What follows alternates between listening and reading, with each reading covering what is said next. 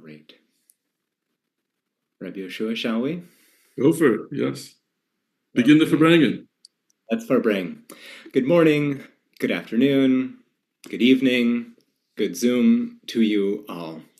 My name is Ariel Mays. I teach in the Department of Religious Studies at Stanford University. I have the privilege also of being the senior scholar in residence at the Institute of Jewish Spirituality and Society. Our mission at the IJSS is to advance scholarship and social transformation, bringing Jewish spiritual knowledge to bear on the toughest challenges of contemporary society. We aim to break down the barriers between spheres of knowledge and practice, enabling long-term collaboration among scholars, social researchers, and human services practitioners. Welcome to our monthly Verbringen, a time where we gather together to think, to reflect, and to learn. The focus of today's session is, in every respect, the affordances of poetry, a way of engaging with the world and with ourselves that feels so appropriate for a day that is saturated with memory and with loss, amongst a year that is suffused with heartbreak and unspeakable difficulty. It's my great honor to welcome our guest and our guide for this gathering, Yehoshua November, who is the author of God's Optimism, a finalist for the Los Angeles Times Book Prize, Two Worlds Exist, a finalist for the National Jewish Book Award and the Paterson Prize, and his newest book, hot off the presses, is The Concealment of Endless Light, just published, I believe, a few days ago. If you don't have a copy of it yet, it is heartily recommended, and we'll be speaking with Yehoshua about that today. His many and voluminous poems have been featured in the New York Times Magazine, the Harvard Divinity Bulletin, The Sun, the Virginia Quarterly Review, Moment, Tikkun, and Tri-Quarterly, as well as on the National Public Radio and the On Being podcast, Poetry Unbound. It's a great episode. November teaches creative writing at Rutgers University and Touro University. More personally, I've been a fan of Yehoshua's work since I think about the year 2017, when I was giving a talk in San Francisco on some element of Kabbalah, on Jewish mysticism. I don't even remember what it was. And someone in the audience kind of said, "That's all well and good, but do you know the work of Yehoshua November?" Whose poetry had evidently really filled this person's life with light. I admitted that I didn't, so she told me a bit about him, and then she proceeded to send me a physical copy of God's Optimism. And after that, as they say, I was hooked. So today we're going to be discussing Yehoshua's new book of poetry. I'll begin with a thanks to Yehoshua for joining us this morning, this afternoon, this evening, and inviting him to share a few poems with us from that new collection. We'll then move into a conversation, and then we'll eventually open it up to all the assembled. Yehoshua, the floor is yours. Okay, thanks so much, Ariel and Michael, and thanks so much, everyone, for joining us for the Big Verbringen. I'll start with a poem called Hearing Roy Orbison in a Mikveh in Salem, Massachusetts.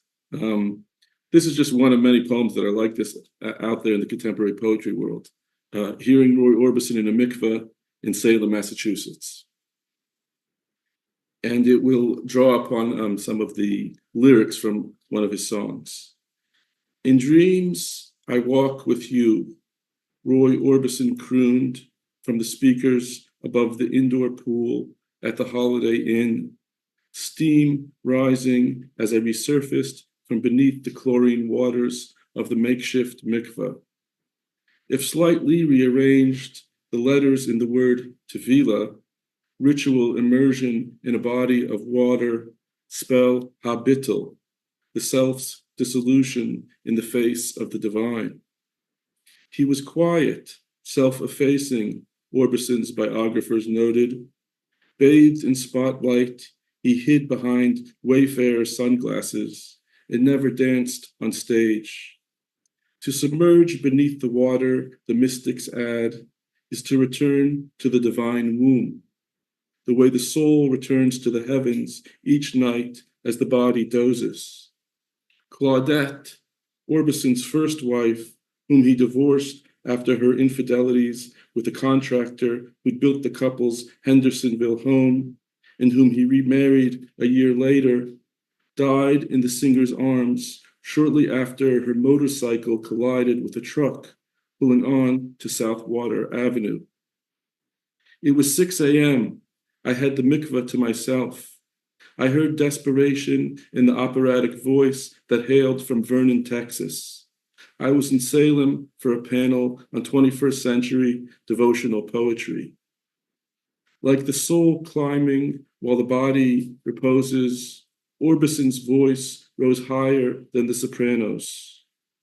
In dreams, I talk with you. The lyrics came to me as I slept, Orbison claimed. Words I wrote down upon waking.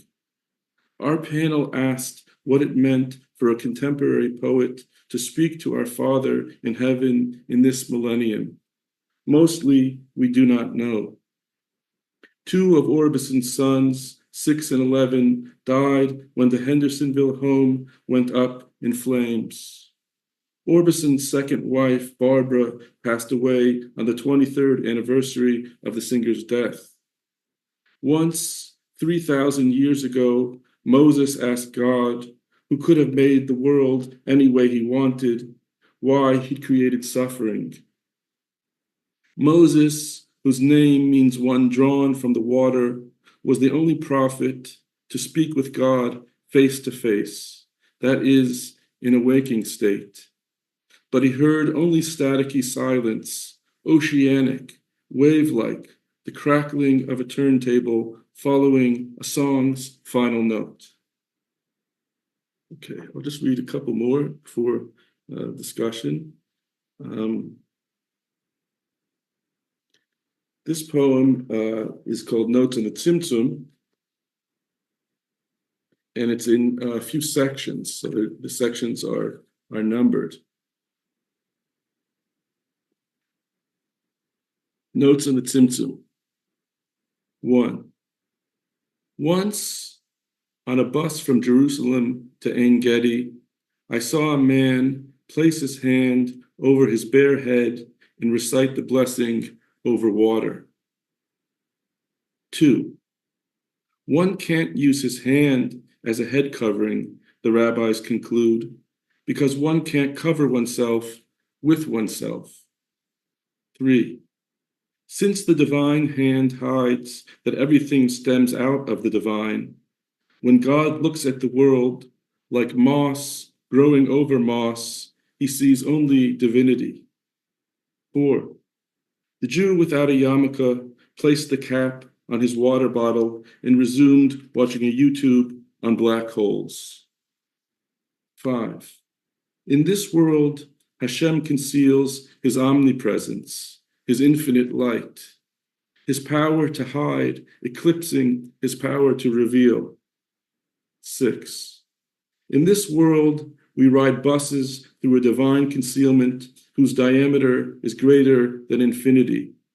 We sip water beside a dam that holds back endless light. And I'll just read one more. This one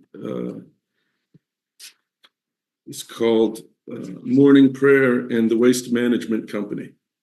And it again draws from, in this case, it draws from a number of ideas from Hasidic discourses. It kind of goes back and forth between the Hasidic discourses and lines from those discourses and just the present moment that I'm experiencing. So it's called Morning Prayer and the Waste Management Company. Did God withdraw to make room for the universe, or merely carve out an open space in his infinite light? Asked the Hasidic discourse I'd studied that morning, standing at the open window, wrapped in a prayer shawl and tefillin, when the sanitation workers arrived in their blue monogrammed overalls. The men lifted the overstuffed cans above their heads and emptied the contents. Only the light was removed, the discourse answered. God's essence is at home equally in the sacred and the profane, finite and infinite, and is, therefore, always present. The sanitation workers dropped the gray cans upside down on the muddy grass. Then, in inverted fashion, the world was created. The way the wax indents where the signet ring protrudes, and protrudes where the ring indents. The way the highest brick falls farthest from the base of the wall. That which appears ordinary, lowly, is rooted more deeply in the divine. I turned the next page in my prayer book. The sanitation workers hung on to metal handles and floated in the air. Thanks. Thank you. Chaim. Chaim l'chaim. Beautiful, Yehoshua. Thank you so much for sharing that triplicate of offerings from this amazing new book. As we begin our conversation, I'd love if you could perhaps share whatever you feel is germane about your own spiritual journey. All poets write from the heart. We write from the heart of our own experience, but we also write from our own journeys. Yes, sure, certainly. I guess I think in my spiritual journey, my Jewish journey began with a sense that Judaism and Torah is authentic and true. And I was raised in a pretty traditional home, but even though that is the case, it always kind of seemed something that was a bit aloof or distant, something that doesn't really speak to my personality, my being who I am as I am. And in fact, I always felt like rabbis who were, for me, the face of Judaism, were people who were afraid of dogs and didn't have a sense of humor. And so, I knew that they were the Jewish authority, but they just didn't seem to have much of a personality. And so I think that kind of was kind of like the experience that I had in my formative years. And I think probably as a teenager, that's why I gravitated towards literature. Because although I did enjoy studying Talmud and Jewish law, it did seem to be lacking a sense of humanity in a sense. And maybe it was just because I was too mature and I didn't understand the nuances, but that's definitely a feeling as a teenager and a college student that I had that just didn't speak to me. It didn't have the kind of warmth and humanity that I was looking for, and poetry and literature seemed to kind of really provide that. And when I went to college in Binghamton. I encountered a lot of really wonderful and nurturing and supportive professors. In fact, after I got married, many of them came to my wedding right after college. And so I really felt kind of embraced in the literary community. And I had some really wonderful literary mentors. Liz Rosenberg was one of them. And so I kind of felt like that was my home in a sense. Was my home for my personality, and my humanity was more within literature. And of course, I was a practicing Orthodox Jew. But again, there was a kind of schism or bifurcation between those two realities. And then I went to graduate school. And in graduate school, for whatever reason, I didn't have the kind of warm experience that I had in college. And I started to encounter Hasidic Judaism, especially Chabad Hasidus, when I was in Pittsburgh. And I was really drawn to the teachings, the nigunim, and just the lifestyle. And I was kind of saw a major contrast in the lifestyle of the literary world and this Hasidic world that I first encountered. I think maybe like one watershed experience happened when I was in graduate school, and the head of the program invited me to meet a famous Jewish poet, a kind of iconic Jewish poet.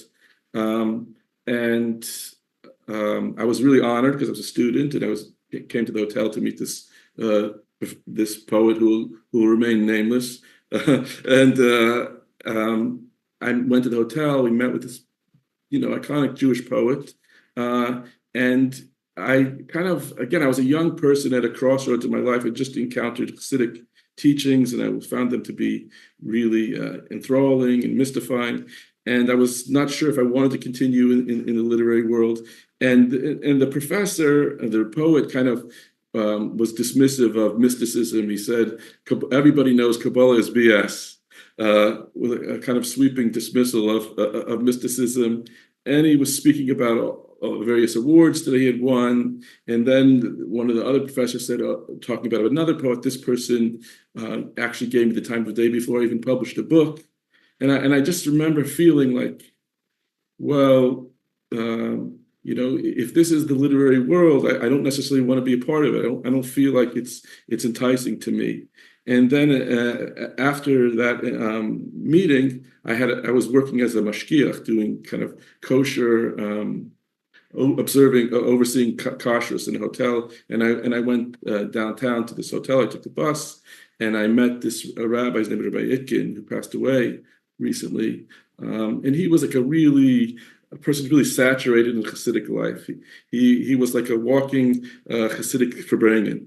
And I met up with him right after this kind of encounter with the professors, and he was doing Haggalah. I mean, he was like koshering silverware and things, and his glasses were all steamed up, and his shirt was untucked.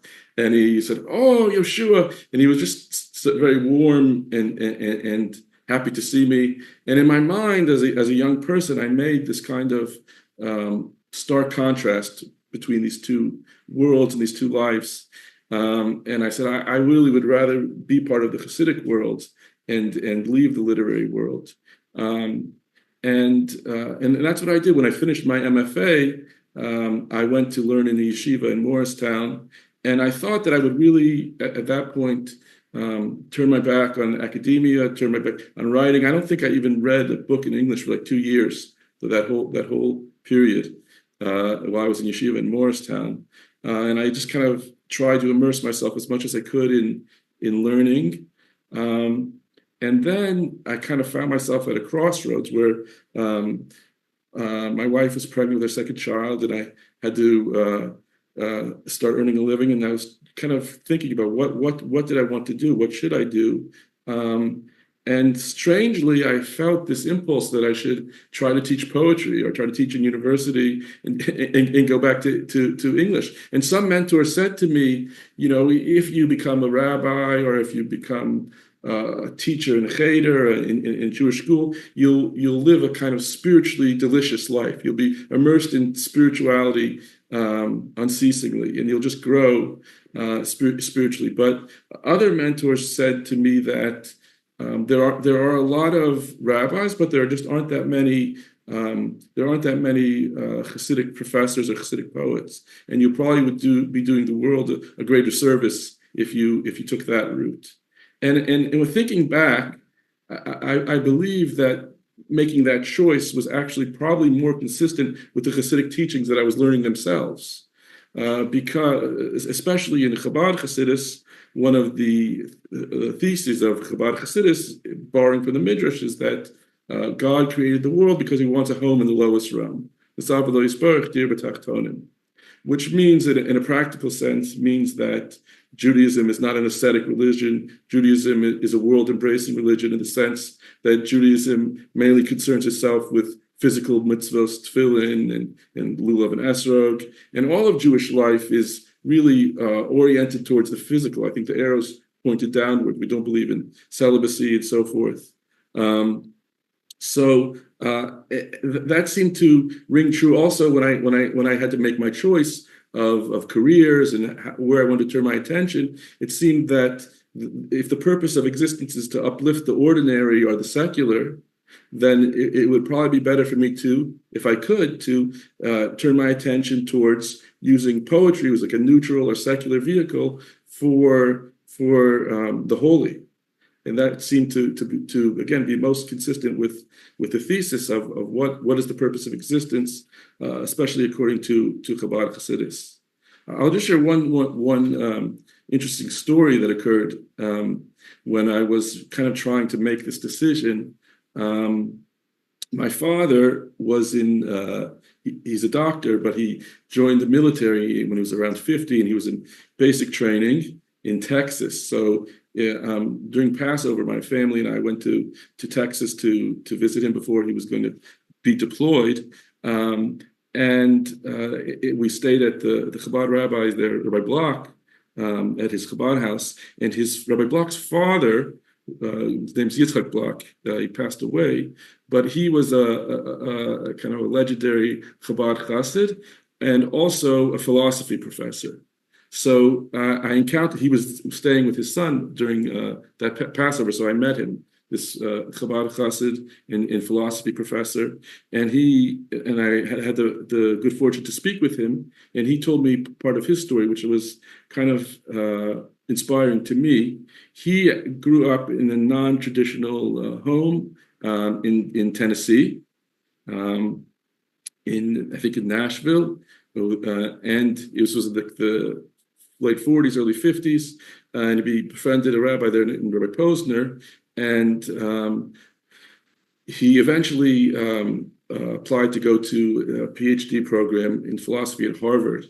And but before he did that, his rabbi advised him to spend the summer prior to going to graduate school, spend the summer in 770 in the yeshiva, the Chabad yeshiva in Crown Heights. So this was like in the early 50s. So he went, and he said that when he first got there, he was really turned off because the physical trappings were really kind of disappointing. He said there was like, it was all, the whole yeshiva was like in this one room, and there was like a fan on both sides of the room, and everybody was smoking. So all the smoke would blow to one side of the room, and then it would blow back to the other side. And it wasn't a high-end kind of trappings. And he said it eventually got to this point where he felt like, I got to check out. I want to leave, and I'll just go back home or go to visit relatives. And so he called his mother, and his mother said to him, you came all this way, you made this whole journey. At least try to stick it out, give it a little bit more time. So he did, and he eventually really immersed himself in the program and learned interesting Hasidic teachings and Talmud, and eventually it was time to go to start the semester at Harvard, and he went. But as soon as he got there, he really felt out of place and kind of alienated, coming from, because 770 was a little different than Harvard. So he felt he felt out of place, and his heart wasn't in it, and he kind of was just getting by. And then it got to a point where he felt like he just had to leave. And he was studying like Greek philosophy of all things. And so he left, he dropped out, and he came back to 770, and he said, I'm ready to resume my studies in Chassidus and Gemara and Talmud. And everybody all his friends, of course, encouraged him, and they said, of course, you made the right decision to choose between studying Talmud or Greek philosophy. Obviously, you go with Talmud. So and the rabbis all encouraged him, and then they just said, okay, just go to get the Rebbe, the Lubavitcher Rebbe's final haskama, get his agreement, his okay, his rubber stamp. And that in those years it was easy, I think, to go in to see the Rebbe. Chabad wasn't that big. So he went in to speak to the Rebbe, and he told him, I left yeshiva, I left Harvard, I'm ready to immerse again in Hasidic life. And the Rebbe said to him, I think you better think about your career and go back to Harvard. And that's what he did. And it was obviously a very kind of shocking advice in a sense.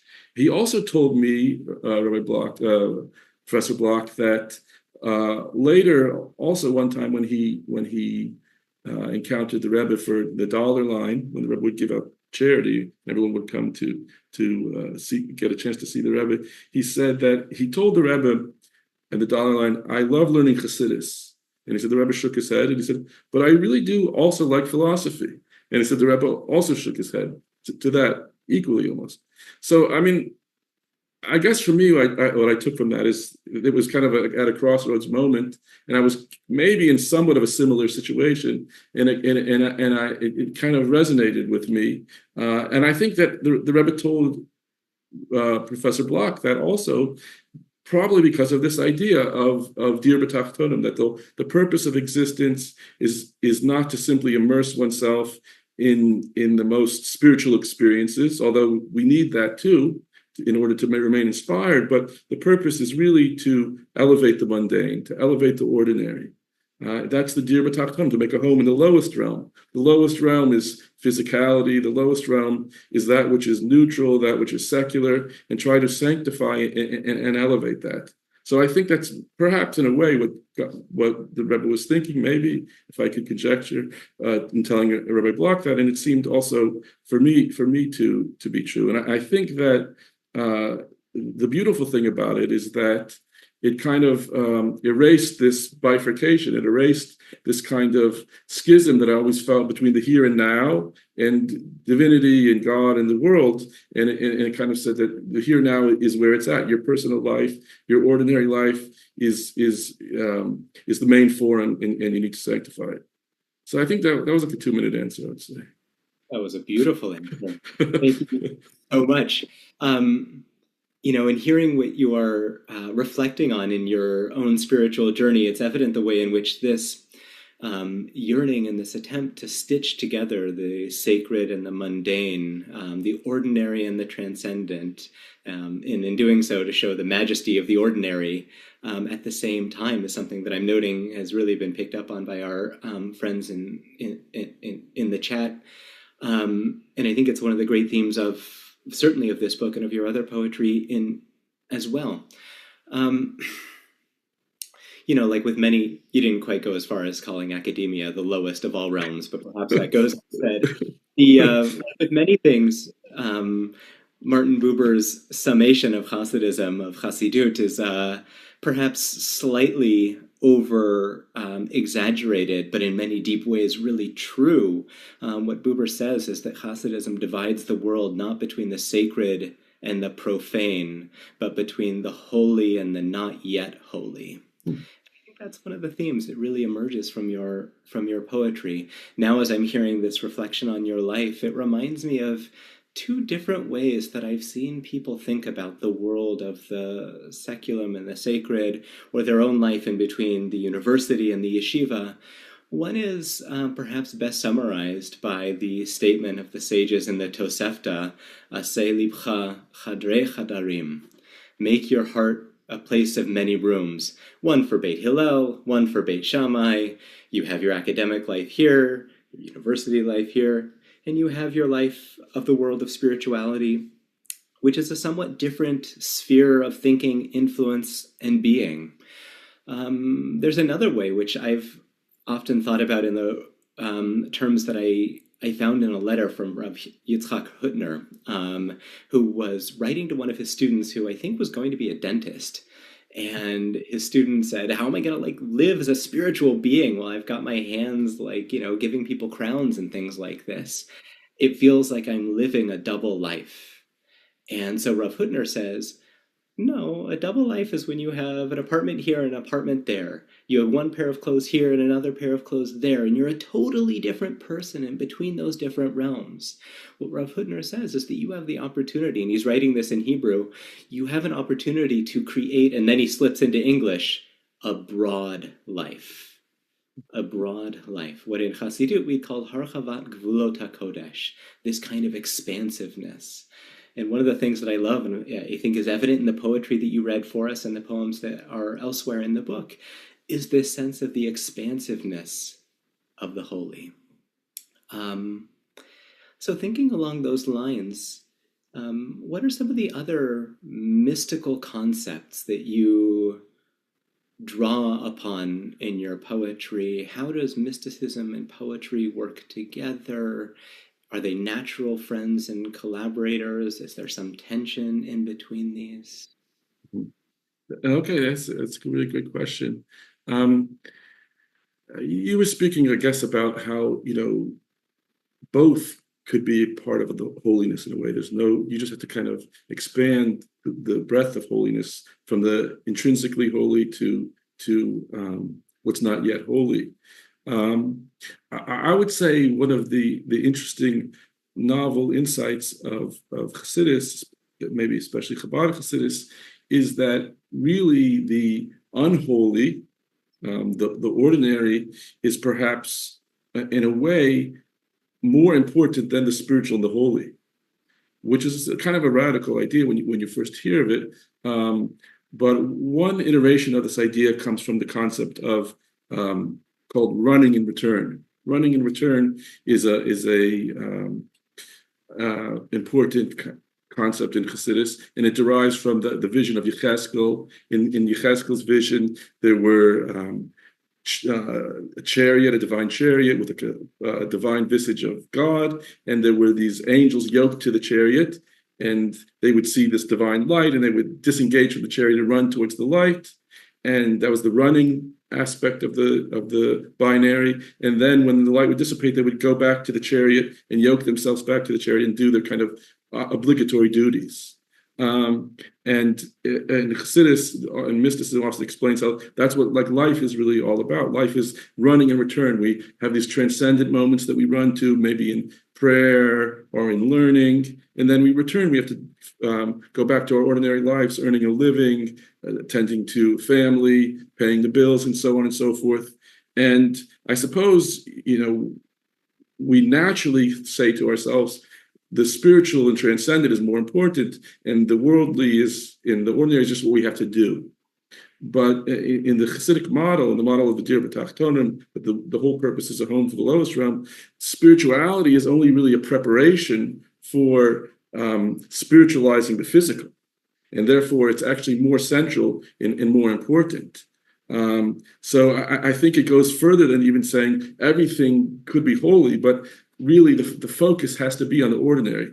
Obviously, spirituality is so central, though, because when you try to go out and to spiritualize the world without learning some mysticism first, without praying, then you just go out into the world and you kind of get caught in the quicksand of the mundane, of the obligations, and in just our kind of habituated life. We need to have a kind of be uplifted beyond that ordinary experience through prayer and learning, and then we can go out into the world and elevate it. So I think that's one kind of paradigm, the idea of running and returning. So we run to the spiritual, but running to the spiritual is only for the sake of returning to the ordinary and elevating and uplifting it.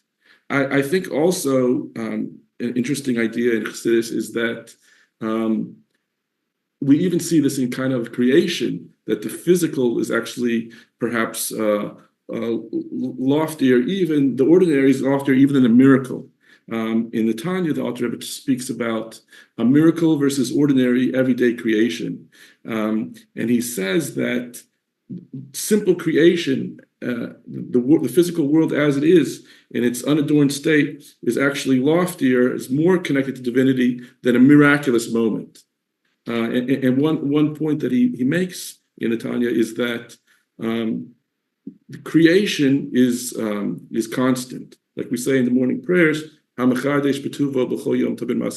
is always recreating the world, tamid. So the world in the Jewish view stems from absolute nothingness, and every single moment it's brought into being from absolute nothingness. And that is a power that comes from God's essence. It's a very profound divine power to create physicality out of absolute nothingness. Every moment is deeply rooted in a very profound level of the divine. And then in contrast, the Alter Rebbe says you have a miracle. A miracle, for example, the splitting of the sea involved a sea that existed, and God simply caused a ruach kadam, a wind to blow through the sea, and he changed the nature of what was already pre-existing. That's not quite as great as recreation from nothing. So the ordinary moment is greater than the most revelatory, awesome spiritual experience. That's not the way that we experience it. That's not the way we're trained to experience life. The ordinary is boring and we're habituated to it. And the miracle is incredible and amazing. But in terms of the divine input, the ordinary moment is greater. It far surpasses the miraculous.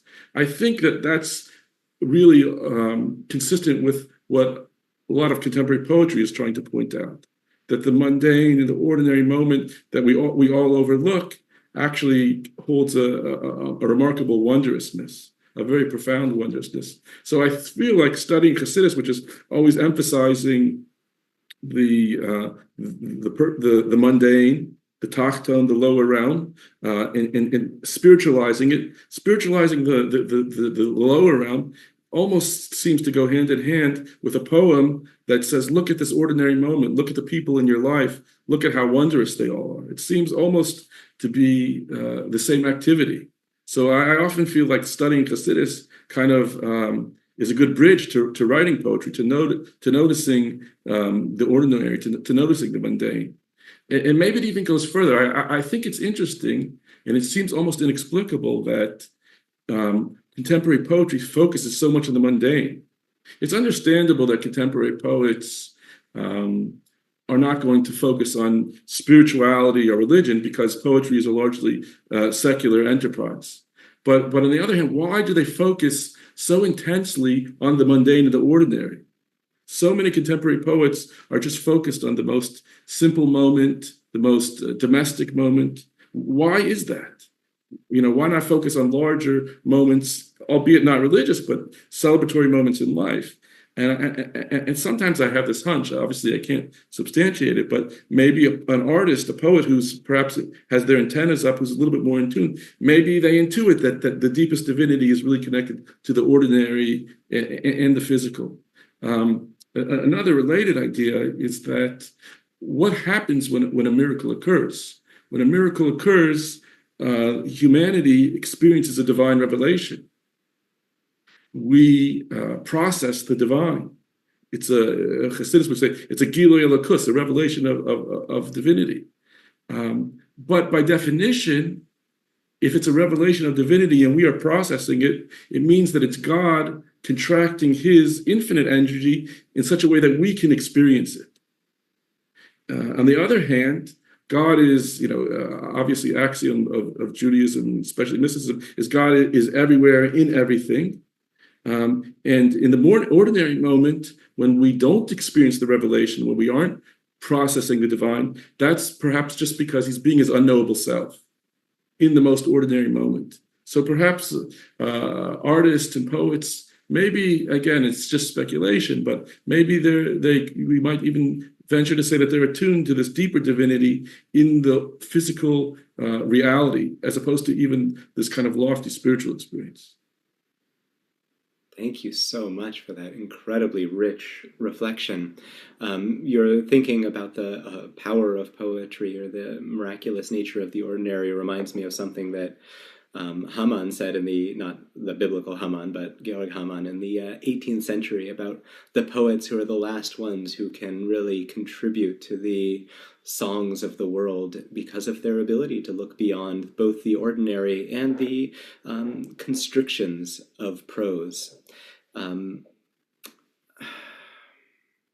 wanted to pick up on something that you just said, which is that on the one hand, poetry and mysticism really do go hand in hand. And on the other hand, you noted that to be a poet in the modern world as a believer is not, let's say, it's not a foregone conclusion that one writes about God in the modern poetic world.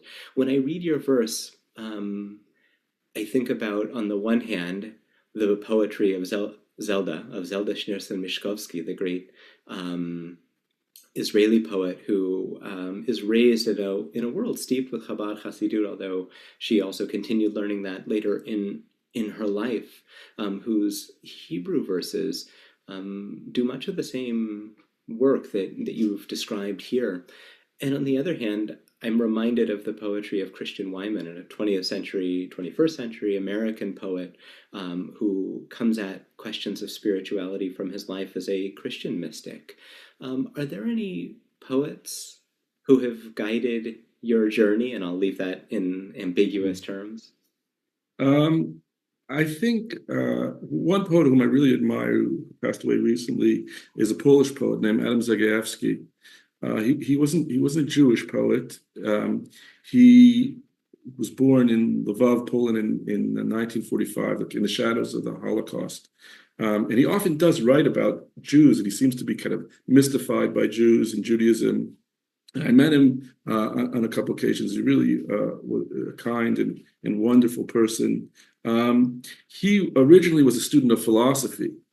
And so you see in his poetry, he's often kind of walking maybe this tightrope between philosophy and high culture. He also loved visiting museums. He loved classical music. And then just kind of his ordinary life as a shy, ordinary person. And you kind of see the confluence of those two. He even addresses it directly in some of his poetry. And this is not all the ways of the high world speak to me, or a line like that. So he's an interesting model because he writes about high-minded ideas and also sometimes infinity and the divine. But he also writes about daily life as well. He has an interesting poem where he talks about how in contemporary poetry you're not allowed to write about the soul because again it's so passé or outdated.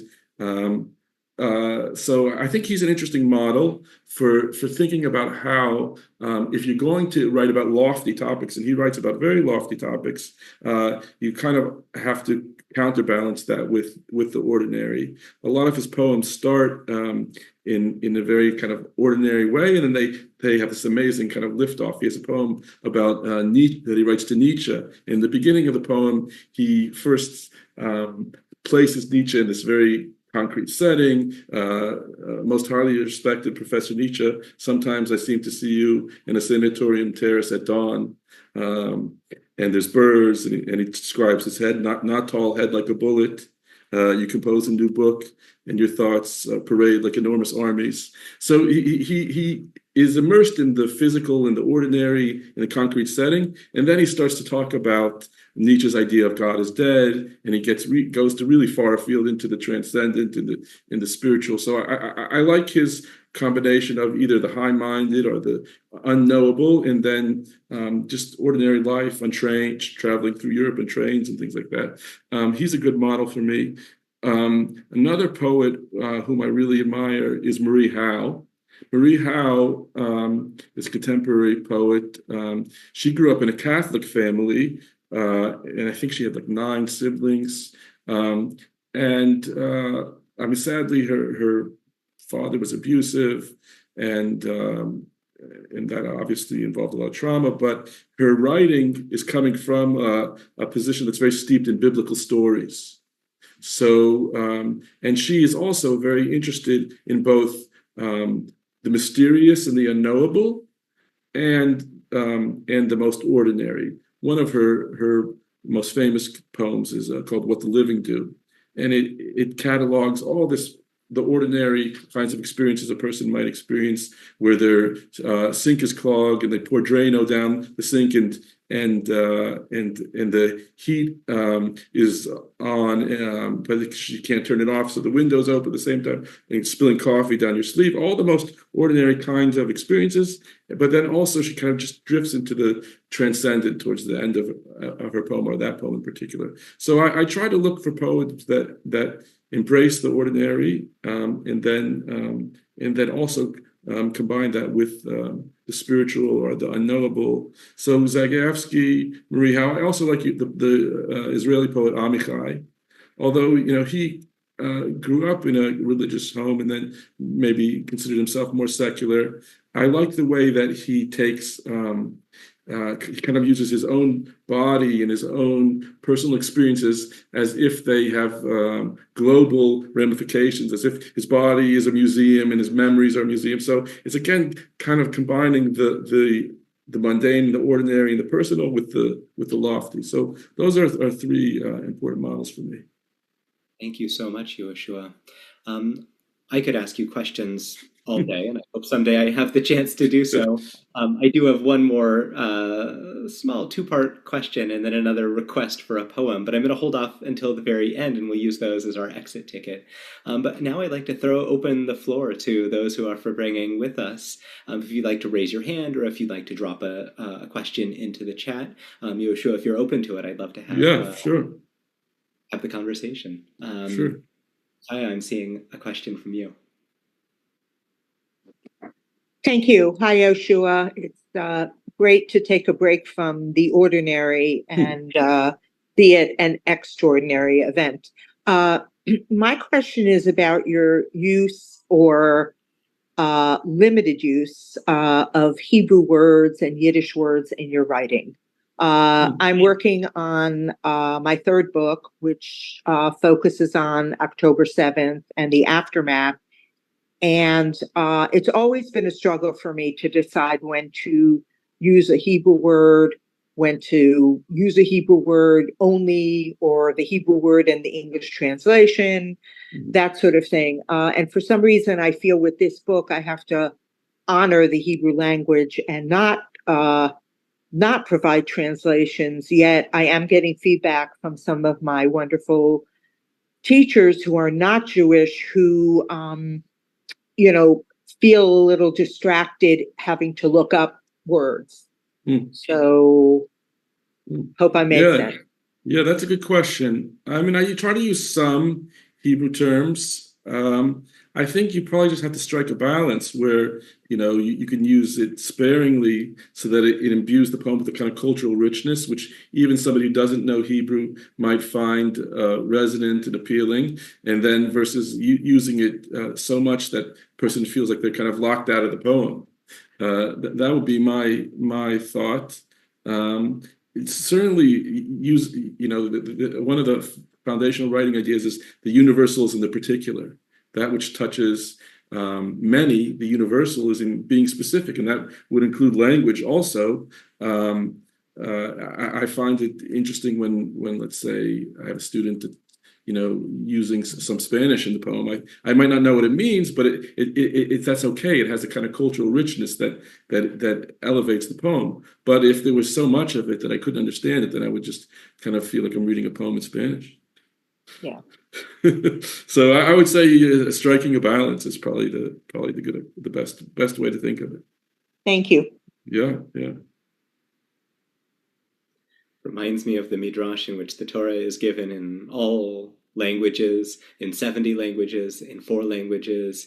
And at the end of the day, we're all reading the Torah in Hebrew. There's something about that language, and certainly, of course, the cultural significance. Yeah. But one of the fundaments, certainly of the effort to publish Tanya in every language and in every place, for example, is this notion that the ideas of Torah flow forth into multiple languages. Yeah, that's interesting that you mentioned that. There's a sikha by the Rebbe on this topic, on the idea that it comes from the Chumash. The Bible says that God spoke at Sinai, but kol gadol, it was like a booming voice for Lo Yasef. It didn't cease. And one of the interpretations of the Midrash is that voice of God, Nichlach L'Zayin Kolos, it's split into 7 voices, and then those 7 voices split into the translations of the 70 prototype languages of the time. And one of the points that the Rebbe says in that sikha is that it's God's essence is speaking the 10 commandments. It's Anochi, God, which references God's essence. God's deepest self is speaking the 10 commandments, and Lo Yosef, it doesn't stop. In other words, when the Hebrew that God is speaking gets translated, his essence that's imbued in it doesn't stop in translation. The translation is not a cutoff from holiness. It's not like when you go from Hebrew to translation, you're losing some element of holiness. The very essence, the Anochi, the divine essence that's in the 10 commandments spoken in Hebrew, get transferred into the translation. And we were mentioning before, the Rebbe takes the point even further. He says that whatever is highest can come down lowest. The highest divinity, whatever is highest can come down lowest. So in fact, the notion that God's voice, his essence in speaking the Ten Commandments can come down into other languages reflects a very lofty divinity. And you actually experience that lofty divinity only at the lowest point, only in the translation. So in a way, translation of Jewish ideas of Torah actually hold a deeper divinity than perhaps even the original holy Lashon HaKodesh, because whatever is lofty, it can come down lowest. I'm noting in the chat, Yehoshua, we have a question about the term secular from Susan. About what secular religion is, and how does that work in terms of, if we denote something as secular, does that imply a bifurcation, some kind of division, and how does that work with thinking about the dira b'tachtonim, or the notion of creating a dwelling place in this world? We have a question from Malka about how do you teach poetry, and how do you bring people into poetic thinking, as my colleague at Stanford, Amir Eshel, talks about. I think that's all the questions. Okay, yeah, so, I mean, I guess when I use the word secular, I just think of it as anything, outside of a Torah teaching, maybe, anything outside of the good book, or anything outside of that which is intrinsically part of the Torah doctrines, part of the literature. I guess that's kind of the way I think of it, and I would say, it's waiting to be imbued with holiness. On the other hand, there is the idea that whatever truth exists in any human thought originates in the Torah. So whatever real truth there is, there's a story where the previous Lubavitcher Rebbe was traveling on a train, and he saw two Chassidim, and they were I think it was two Chassidim, they were debating the capitalism versus socialism. And he said whatever truth is in either of them really originates in the Torah. So I would say there's an intrinsic, truth or holiness, maybe in all things, but perhaps, you have to bring spirituality to bear on it to either reveal it and unlock it, or to spiritualize it. How about bringing people into the world of poetry? We have a comment to the comment from Lori, who, in the purposes of full disclosure, is my dear mother-in-law, who said, "Be bold and introduce your students to poetry to expand their minds," which is just a great summation of the art of teaching. I think, one of the challenges of teaching poetry, especially to like an intro class or to quote unquote beginners, is that they have this assumption that poetry is abstruse and inaccessible. And one of the most refreshing and beautiful things is to show students that poetry can be accessible, and it can be a vehicle to tell their stories. One of the most inspiring things is sometimes I had students write at the end of the semester like a note. Like a guy you wouldn't think stereotypically would be into poetry, like this really buff guy who was like always coming to the class in his gym clothes. And then he wrote me a note at the end, Professor November, end of semester, thank you for reintroducing me to myself, which was a kind of a beautiful idea. Obviously through his writing, he was able to feel like he got to know himself better, or to reacquaint himself with himself.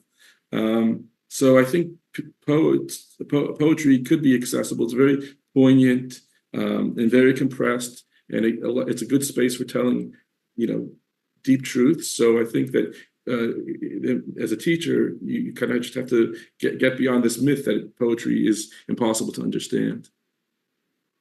Wow. Reminds me about teaching Midrash also. It's hard to get people to think in those ways. They think that it's so strange, but truly it is our own selves. As we bring this conversation to a close, Yehoshua, I'd like to ask you a doubled question. The first is, were there any surprises that you met along the way in writing The Concealment of Endless Light? And a second is, what do you hope readers take from this book? Well, that's a great question. I could think about those questions all day. I think, one of the challenges of writing poetry is just sitting down to write it. I would say that you're always preparing for writing in a way that if you're living and you're learning and you're paying attention, that's part of the process of preparing for a poem. But I was surprised that, in the very later stages of this book, once I had actually already even sent it to the publisher, I all of a sudden, in a very short span of time, was able to write a number of poems that I was pretty happy with. They ended up being included in the book. And usually I'm a very, very slow writer. And so somehow, a number of poems, which I think in my mind at least are the better poems in the book, somehow just came in a few months span. So that's, was surprising to me. I didn't even think that I could do that. I usually just write so slowly. What was the other question, sir? Oh, what do I hope people will take from the book? Yeah, I don't know.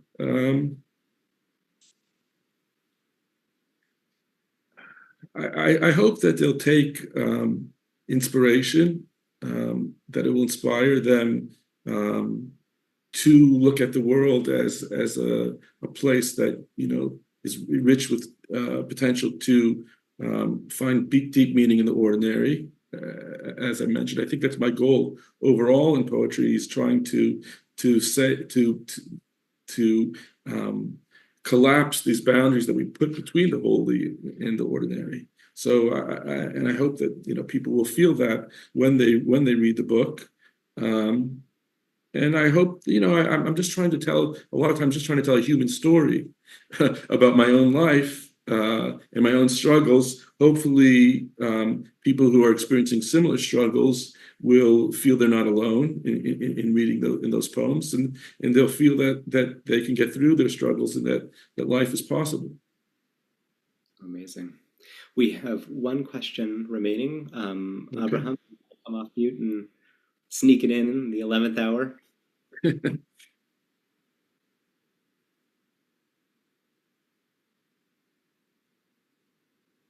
No? Okay. Well, that's a beautiful note to conclude our conversation on. But before we let you go, Yehoshua, I'm wondering, will you read for us the poem, "And I Knew Everything Would Remain Ordinary"? Yes, sure. Let me just find that 1 second. On page 39. Oh, you got it. Okay. Those You know of the book. You know the book better than me. All right. For those of you who have the book, if you don't have the book yet, you got to have the book. Okay, so it's called "And I Knew Everything Would Remain Ordinary."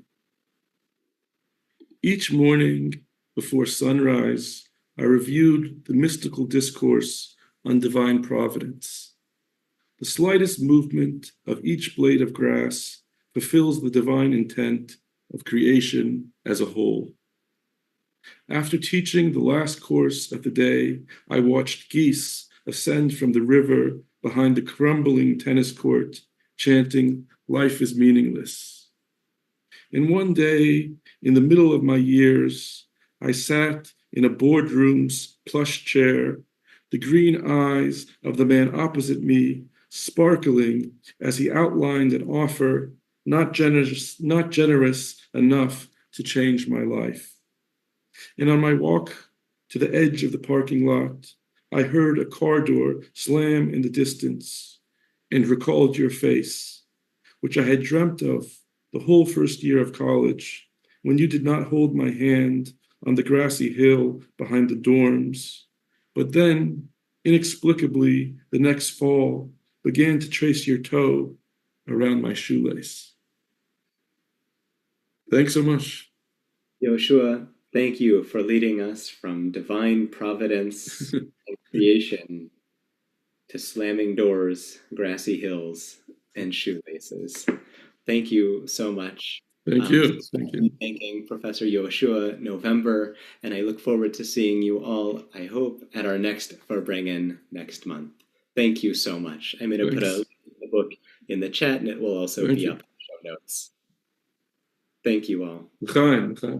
Chaim l'chaim.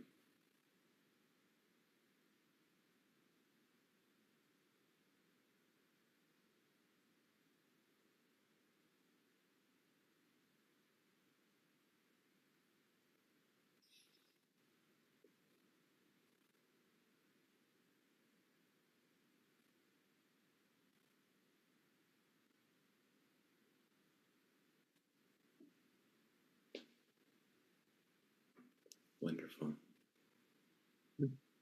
Thanks so much. Just wonderful. Thank you so much, Yehoshua. We'll be in touch. Okay, take good care. A wonderful day, everyone. Take Bye-bye, care. everybody.